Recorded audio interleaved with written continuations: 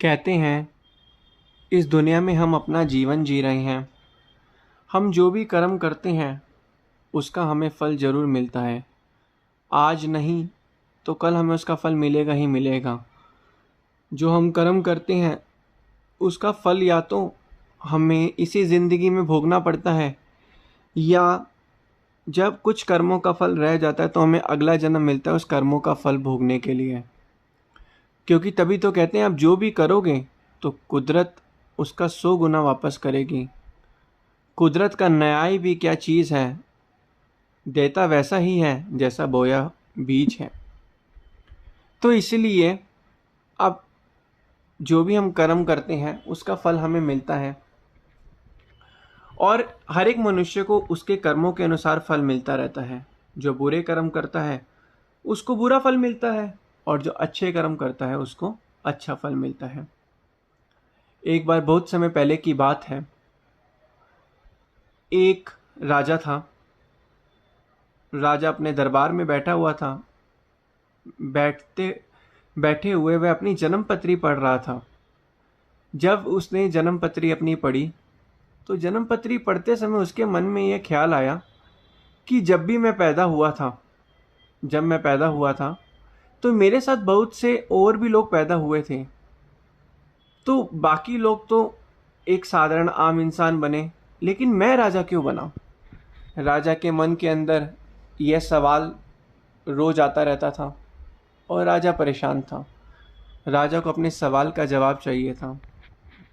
तो राजा ने क्या किया, मंत्रियों को बुलाया और दरबार के अंदर जितने भी बुद्धिमान लोग थे उन सबको बुलाया और उनसे अपने इस प्रश्न का उत्तर मांगा। तो सभी लोग जो थे वो राजा के प्रश्न का उत्तर नहीं दे पाए।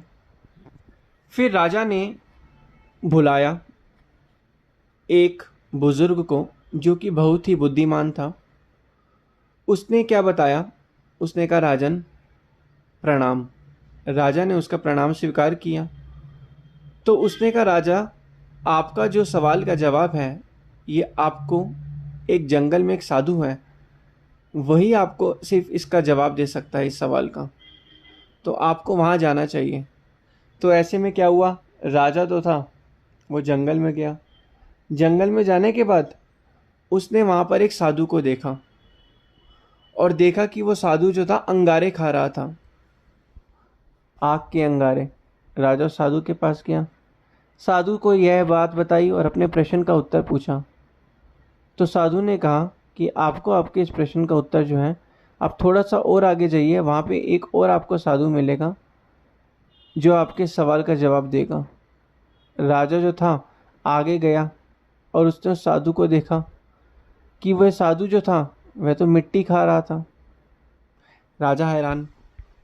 राजा ने उससे सवाल पूछा, सवाल का जवाब मांगा। तो साधु ने कहा कि जल्दी आप यहाँ से चले जाओ, आपके सवाल का जवाब जो है, आप थोड़ा सा आगे जाओगे, नगर में जो है एक लड़का रहता है, वो आपके सवाल का जवाब देगा। तो राजा जो था फिर आगे गया और नगर की साइड चला गया। वहाँ पर उसे वह लड़का मिला। तो उस लड़के ने जो था पूछा राजा से, राजा ने पूछा उस लड़के से कि अपना प्रश्न जो था वो पूछा और ऐसे बताया। तो उस लड़के ने कहा राजन प्रणाम। उस लड़के ने राजा को समझाया कि आप जो है इस जन्म में राजा इसलिए बने क्योंकि पिछले जन्म में 4 भाई थे। पिछले जन्म में 4 भाई थे, वह कहीं जंगल में जा रहे थे। जंगल में जाते समय उनको बहुत भूख लग रही थी। तो ऐसे में क्या हुआ, उन्होंने जो थी अपनी एक रोटी निकाली और उसको खाने का कोशिश की।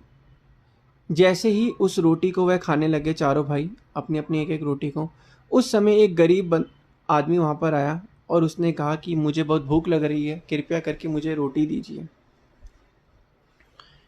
तो ऐसे में क्या हुआ, उसने जब पहले वाले इंसान से रोटी मांगी तो उसने कहा कि अगर हम ये रोटी तुम्हें दे देंगे तो हम क्या अंगारे खाएंगे। फिर दूसरे इंसान से उसने रोटी मांगी, उसने कहा कि अगर ये रोटी हम तुम्हें दे देंगे तो हम क्या मिट्टी खाएंगे। फिर तीसरे इंसान से उसने रोटी मांगी, उसने भी उस रोटी के लिए मना कर दिया और उसने कहा, राजन, वो तीसरा इंसान मैं हूं जिसने उसे रोटी के लिए मना कर दिया, और आज मेरे पास कुछ भी नहीं है। आज मैं जो है कंगाल हूं, गरीब हूं, मेरे पास खाने का भी कुछ भी नहीं है। और उसने कहा कि उस समय वो जो चौथा हमारा भाई था, उसने उसे रोटी के लिए जब उससे रोटी मांगी तो उसने मुझसे जो थी कहा कि ये रोटी तुम खाओ, तो उसने खुद ना खा के वो उस इंसान को रोटी खिला दी। तो इसी कारण क्या हुआ, राजन, वो चौथा जो हमारा भाई था वो आप हो, जिसको इस जन्म में जो है वह जन्म मिला है। और वो जो बाकी दो भाई जो थे, वह वही दो भाई हैं जिन साधु से आप मिलकर आ रहे हो अभी। तो इसी प्रकार जो थे, यह जो चीज़ जब राजा ने सुनी तो राजा की आंखें खुल गई। राजा को अपने प्रश्नों का उत्तर मिल गया और राजा को यह समझ आ गया, अच्छा यही कारण है कि इस जन्म में जो था मुझे जो है राजा का जन्म मिला। क्योंकि राजा का प्रश्न ही यही था कि जब मैं पैदा हुआ था तो मेरे साथ और भी मनुष्य पैदा हुए थे, कि बाकी सब लोग राजा क्यों नहीं बने और मैं क्यों राजा बना। तो जब उस लड़के ने यह सारा बताया तो राजा की आंखों खुल गई और राजा को पता चला, अच्छा तो यह बात है। तो उस लड़के ने बताया कि आप जिन दो लोगों से मिलकर आ रहे हो वो आप ही के ही भाई हैं, और मैं आपका तीसरा भाई हूँ और आप चौथे हो। तो इसी कारण जब राजा को यह बात समझ आई तो राजा को यह पता चल गया कि जो भी हम कर्म करते हैं उसके अनुसार ही हमें फल मिलता है। कहते हैं कि हम जो भी कर्म करते हैं उसका फल हमें मिलता है, और किसी के बारे में हम जब कुछ सोचते हैं जो हमारा गलत भावना होती है उसके कारण भी हमें जो है हमारे कर्म बन जाते हैं और हमें कर्मों का फल मिलता है। अब हम किसी के बारे में अच्छा सोचेंगे तो हमें अच्छा मिलेगा, अगर हम बुरा सोचेंगे तो हमें बुरा प्राप्त होगा। तो इसलिए यह बात सुनकर राजा की आंखें खुल गई और राजा को सच का पता चला।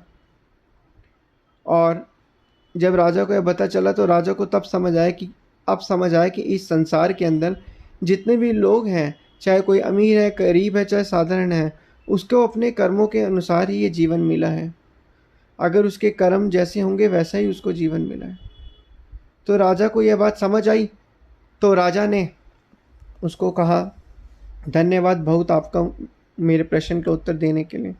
तो इसलिए संसार में भी जब हम रहते हैं तो हम कर्म जो भी कर रहे हैं, किसी के साथ अच्छा कर रहे हैं, बुरा कर रहे हैं, वो कर्म जो है हमें उसका फल मिलेगा ही मिलेगा, चाहे आज नहीं तो कल मिलेगा। और अगर इस जन्म में रह गया तो हमें अगले जन्म में उस कर्म के अनुसार हमें जीवन मिलेगा। तो यही चीज़ हमने जो है समझनी है कि कर्म प्रधान विश्व का राका जो तस गई सो फल पाता, कि कर्म प्रधान ही है विश्व के अंदर, जो जैसा कर्म करता है उसको वैसा ही फल मिलता है। अभी हमें देखना है कि हम किस तरीके से इस संसार के अंदर रहते हैं और कैसे लोगों के साथ कर्म करते हैं।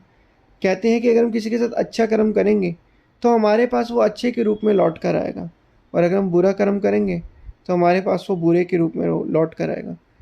मनुष्य सोचे कि मेरे कर्म मुझे जो ज़िंदगी में मिल रहा है किसी और के कारण मिल रहा है, नहीं, वो उसको उसके अपने कर्मों के अनुसार मिल रहा है।